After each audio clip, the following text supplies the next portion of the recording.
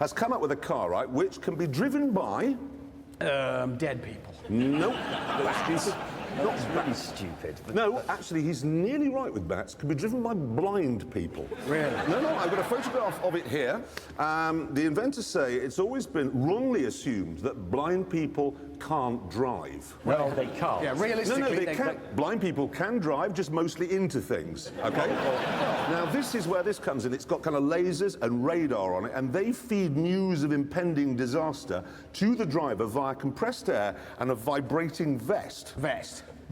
Right. But what happens if you put your vest on backwards because you can't see the label because, well, no offence, but you're blind.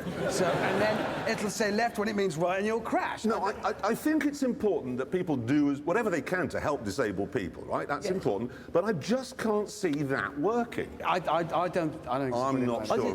It's far too complicated. Why don't they just take up my idea and teach dogs to drive? Now, James, dogs can't drive. No, thank you, James. Animal Hospital next week, presented by the idiot, mate. I think it's okay. Now, this system on this sort of buggy was developed by students.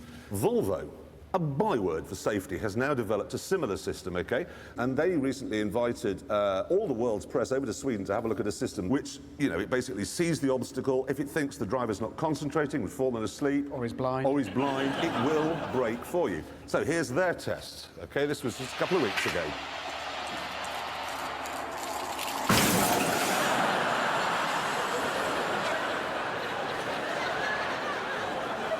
Now, there was a report out the other week about dangerous roads in Britain, and there were some incredible statistics in it. Half of all the crashes in Britain happen on 10% of the roads, okay? Now, one of the most dangerous roads is this one. It's the A something or other, 537 near Macclesfield. And most of the roads that are in the sort of most dangerous